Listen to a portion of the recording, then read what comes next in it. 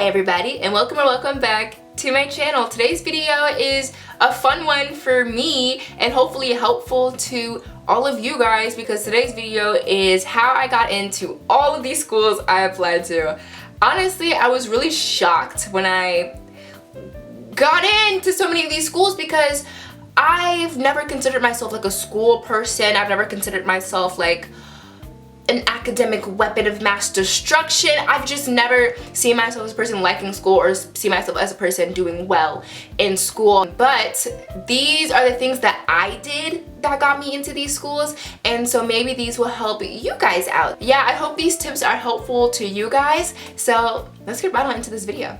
Alright, so before we get into the nitty and the gritty, you need to know all of the stupid random junk that colleges care about for whatever reason. So my weighted GPA is a 3.9, my unweighted is a 3.8. SAT scores are actually incredibly irrelevant because I didn't even crack 1,000 and I didn't even end up putting them on my college application in the first place. For activities, I'm the president of drama club, I'm also in crochet club, W.E.B. Du Bois Honor Society, and I'm also a Monarch mentor, which is basically like volunteer work and stuff like that. As for like the classes that I've taken 6 dual enrollment courses, which I think is the key. We're gonna get to that later. But they're basically college level courses that you have to get a C and above, and then you get college credit in the end. So I've taken 6 of those between my junior and senior year. So that's basically all of the random stupid junk that you need to know. Okay, so if you're like a junior or like maybe even a sophomore, you probably haven't had that many opportunities to join clubs and different activities and stuff like that, especially if you're a junior.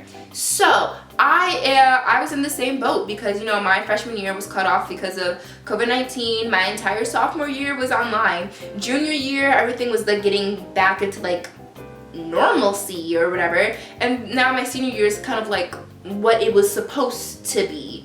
You know, what high school was supposed to be like, I guess. And you know what? I haven't had that many opportunities to join clubs. So all of the clubs that I listed in the last clip, yeah, guess what? I joined all of those this year. Partly because I wanted to do like everything because you know, it's my senior year. I want to do everything. But another reason was because I needed something to put on my application. So I was just like, I'm gonna just join everything. And you know what? I did, and you know what? I got accepted. So it's never too late to join a club. It's never too late to do like anything, really. If it's your senior year, live it up. And if you're a junior, you actually have, well, maybe not now because the school year's almost over. Listen, if it worked for me, it might work for you, all I'm saying. So we talked a bit about all the stupid and junk that colleges require for whatever reason, but we haven't actually talked about the personal essay, the tell me about yourself, tell me about a time in your life where you faced a challenge, and da da da da da. I'm gonna be so honest with you, I wrote my college essay my junior year of high school because it was like a part of like a class that I was in anyways. When it came to the time to apply for colleges, I did not read it again. I just was like, this is it, boop, submit, done. When I tell you I have not read it first, oh my god, because it's probably terrible. I would wager that it's bad. Actually, you know what? Let's read it. I cannot make this up. This essay was last modified September 15th, 2022. Are we ready? It's called Center Stage. It was cold down there in the church basement. And even though it was early in the kids were excited. They were talking, playing Uno. I started socializing. I hate that. It's so bad! So if I could write an essay that horrible, that bleh, that low substance, and get into all these schools I applied to, then you definitely can too. Because I'm pretty sure you can do better than that. And if you can't do better than that, then what are you doing? Do better, try harder. Hello? That was so low effort. I did that for a grade. And it shows that I did it the night before. Like, be so for real. Please be better than me. Thank you. I have filmed this part of this video like twice, and each time the audio doesn't want to audio, and it's irritating me so bad. So basically all I'm saying is look at the type of academic student that you are and find schools that admit students like you, that have similar GPAs as you, similar grades, similar SAT scores, etc. That way you have a higher chance of getting in. And if you're the type of student that already knows their dream school, their top school, the one school that they actually want to get into, make sure by the end of your junior year, you are the type of student that school admits. So that way you have a working goal. So if that school typically admits students that have 4.0s, make sure by the end of your junior year, you have a 4.0 because you have a higher chance of getting into the school. Does that make sense? I hope so.